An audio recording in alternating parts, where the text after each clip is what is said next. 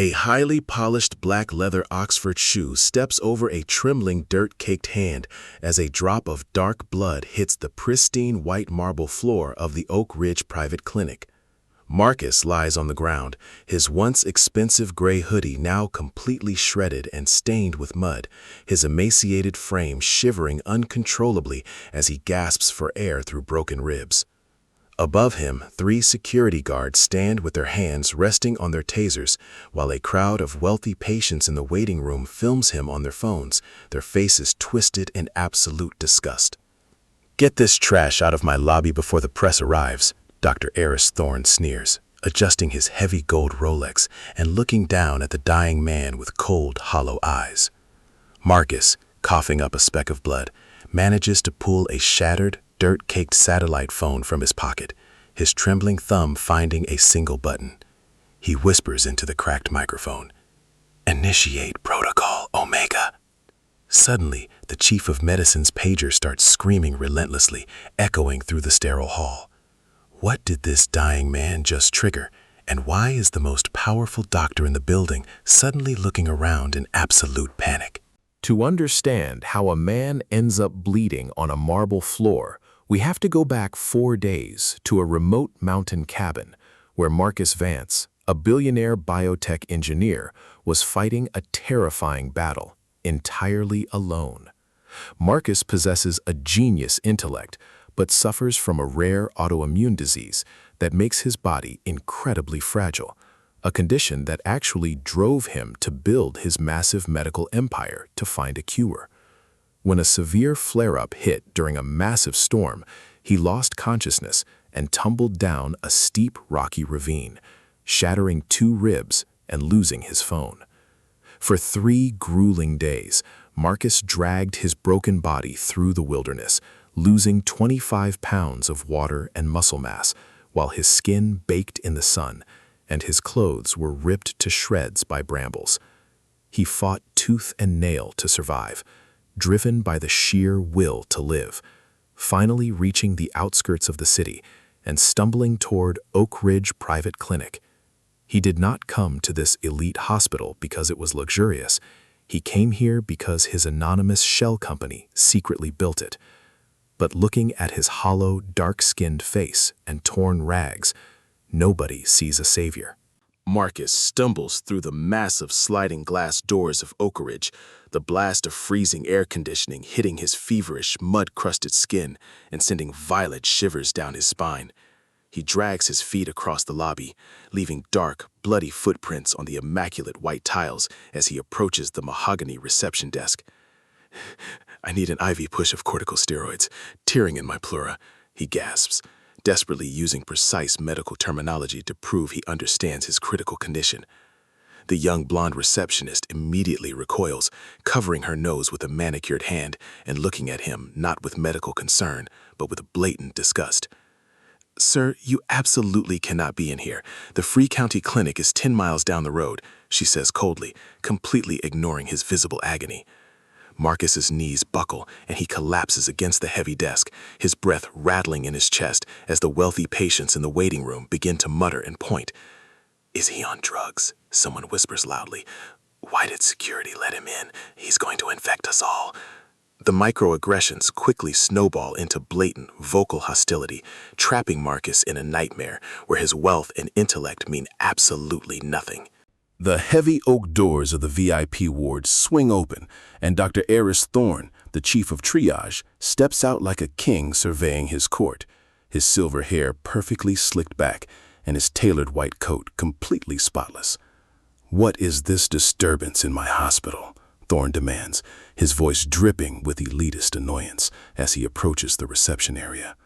"I have a localized cytokine storm," Marcus wheezes from the floor, his vision blurring as he tries to maintain eye contact with the towering doctor. Thorne lets out a mocking, cruel laugh, glancing at the surrounding crowd to ensure he has an audience. "Did you read that on a stolen iPad, buddy? Look at his pupils. This is classic opioid withdrawal, and we are not a rehab center for street junkies." Thorne doesn't check Marcus's pulse. He doesn't listen to his breathing. He simply looks at the dark color of his skin, the dirt on his shredded clothes, and makes a fatal assumption. Security, escort this vagrant out immediately. We have VIP donors arriving in exactly 2 hours for the charity gala, and I will not have this filth ruining our reputation. Thorne barks, sealing Marcus's fate. 2 massive security guards march forward and violently grab Marcus by the arms, yanking him upward and twisting his broken ribs in the process. Marcus screams in sheer, blinding agony, a primal sound that echoes off the high, vaulted ceilings of the lobby. But the crowd merely gasps in shock at the noise, entirely devoid of sympathy. "Call the police! He's getting violent!" a woman in a designer dress yells, clutching her pearl necklace as she films the ordeal on her phone. Dragged toward the sliding doors, Marcus realizes his organs are beginning to fail. He is literally minutes away from dying on the pavement outside his own hospital. In a desperate burst of adrenaline, he kicks over a heavy metal trash can, causing the guards to stumble and buying himself exactly 3 seconds of freedom. He drops to his knees, pulls out the shattered satellite phone, and hits the emergency speed dial for Elias, his closest friend and chief legal counsel for Vance Biotech. "Elias, Oakridge, Thorne denying care. I'm fading," Marcus whispers into the bloodstained device, just before a guard's heavy boot stomps on his wrist, kicking the phone across the slippery marble floor. "Who are you calling your dealer?" the security guard sneers, pinning Marcus down with a knee to his back while the crowd murmurs in fearful approval. But at that exact, heart-stopping moment, the private landline on the receptionist's desk rings with a sharp, piercing tone that cuts through the chaos. She answers it, and within seconds, all the color drains from her face as she looks up at Thorne with wide, terrified eyes. "Doctor, it's a Mr. Elias Sterling from a massive corporate law firm in New York, and he says if we touch the man in the lobby, he will personally sue this hospital into absolute bankruptcy." The lobby goes entirely silent, the wealthy onlookers exchanging confused, nervous glances as they try to process why a top-tier Manhattan lawyer would care about a dying homeless man. Thorne's arrogance, however, completely blinds him to the massive warning signs flashing right in front of his face. He assumes Elias is just some pro bono civil rights crusader trying to make a quick headline. "Tell the lawyer he can sue," Thorne barks loudly, puffing out his chest. "I have medical discretion here, and I will not be intimidated." Refusing to back down in front of his wealthy patients, Thorne pulls out his own sleek smartphone and dials a private number, a direct line to his golfing buddy, local police chief Higgins. "Higgins, Aris here. Listen, I have a violent, deranged minority trespassing at Oakridge right now who is harassing my staff and making absurd threats," Thorne says smoothly, completely fabricating the narrative to ensure a swift, brutal response. "Yes, send a tactical squad immediately. I want him arrested for assault and battery, and get him out of my sight before the press arrives for the gala." Thorne hangs up the phone and looks down at Marcus, who is now slipping in and out of consciousness on the cold floor, his breathing shallow and erratic. "Your little lawyer friend can't help you from a county jail cell, buddy," Thorne sneers, stepping closer to kick Marcus's shredded shoe out of the way. Marcus is fading fast, his brilliant mind trapped inside a failing body, terrified that he is going to die anonymously in the very institution he built to save lives, surrounded by people who view him as nothing more as an ugly inconvenience. The agonizing wait for the police feels like an eternity as Marcus lies pinned to the floor, his vision narrowing into a dark, suffocating tunnel, while the crushing weight of systemic prejudice presses down on his chest. He can hear the camera shutters clicking, the hushed whispers of disgust, the utter lack of basic human decency from the people who claim to be the upper crust of society. He built the AI diagnostic software that runs on every screen in this building. He funded the MRI machines down the hall. He literally owns the ground they are standing on, yet to them, he is entirely invisible. This is the brutal reality of the world he tried to fix from the shadows. Money and intellect mean absolutely nothing when society has already judged you by the color of your skin and the dirt on your clothes. A tear of frustration and physical agony mixes with the blood on his cheek, not because he is afraid of dying, but because he is witnessing the pure, unadulterated cruelty of the medical system he poured his entire soul into revolutionizing. The flashing red and blue lights finally reflect against the glass doors.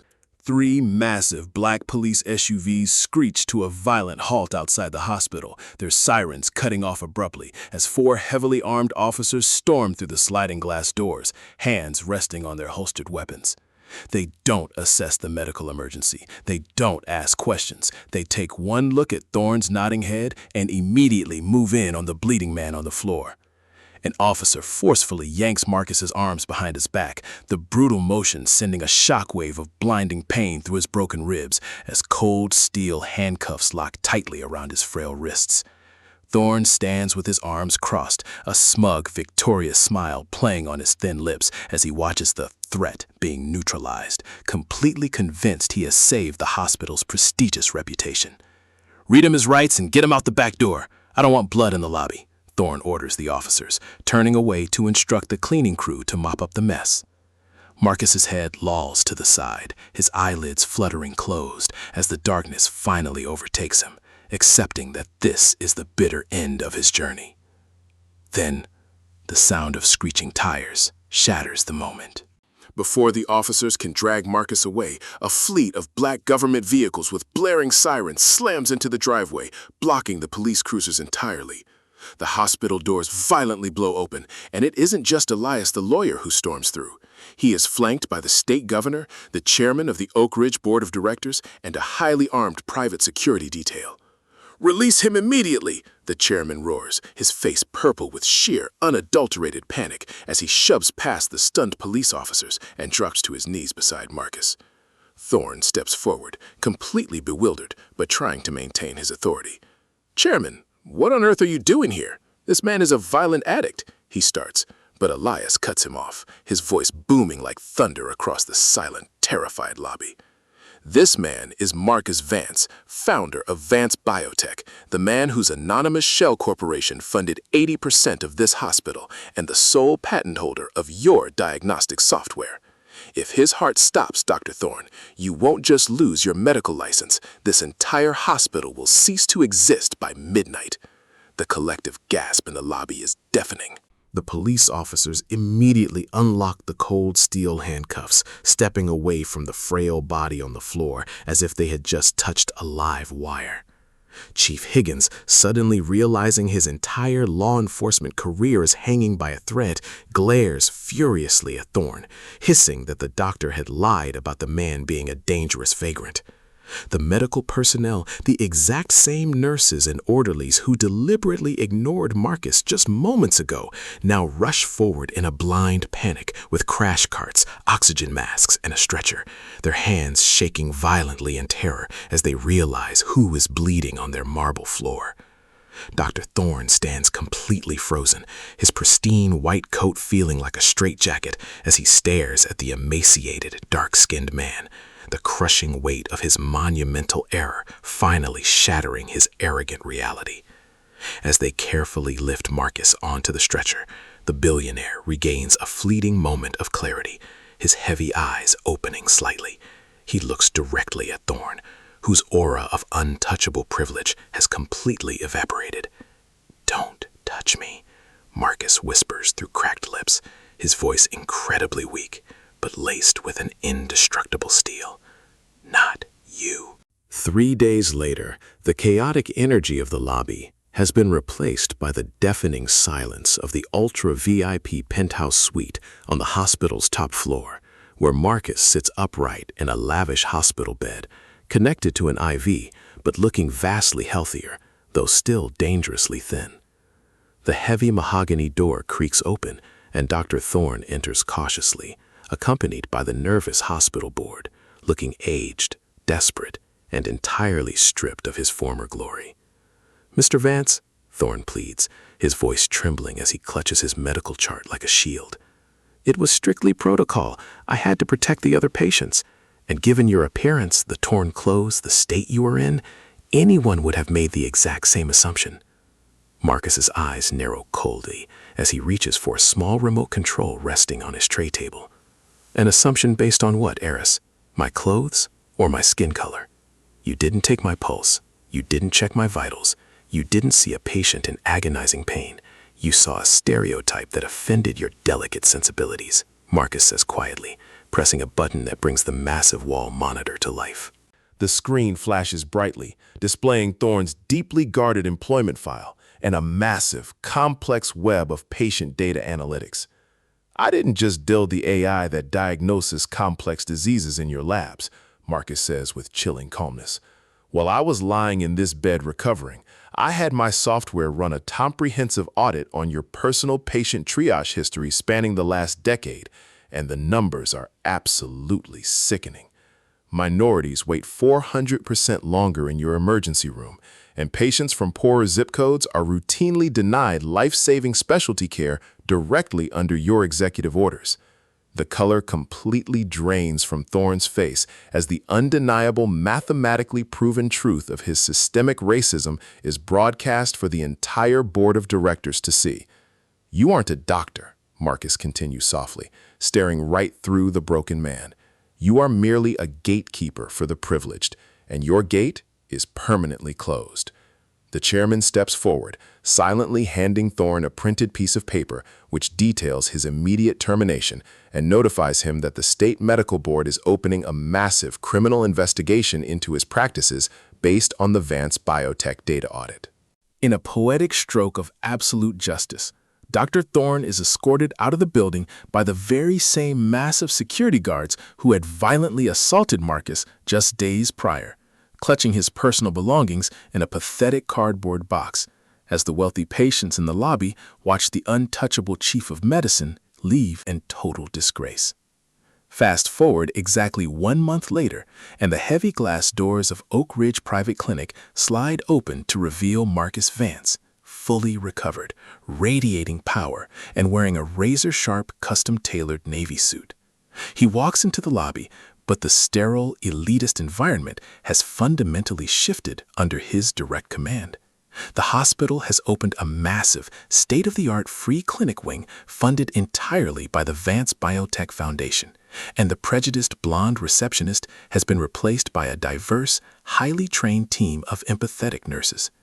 As Marcus stands quietly near the entrance, watching a low-income family being treated with the utmost dignity, respect, and cutting-edge care in the new wing, a small, genuine smile finally crosses his face, knowing his suffering was the ultimate catalyst needed to shatter a deeply corrupt system and rebuild it for everyone.